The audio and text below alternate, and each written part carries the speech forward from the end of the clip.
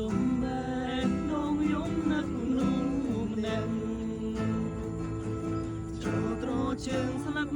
ឈើក្រាំងរែងឯកាចង់ដឹងថាពេលនេះស្នេហ៍ស្នងនៅទីណាតែជីវ៉ាសុខសប្បាយឬអត់ស្ដាយក្រោយនឹងមិនគួរណាយើងបែកគ្នាស្រឡាញ់គ្នាតែយើងចិត្តខ្លាំងរៀងខ្លួនគង់មិនខ្ចីសុំទោមិនចេះត្រហើយលួងយ៉ាខ្លួននៅពេលនេះគួរអងហើយ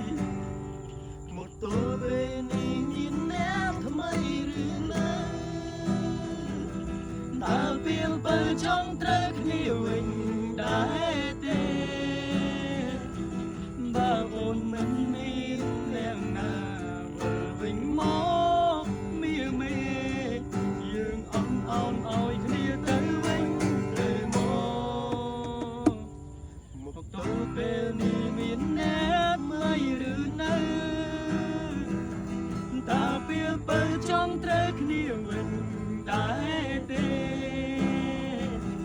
បងចង់ខ្លាំងណាស់ក៏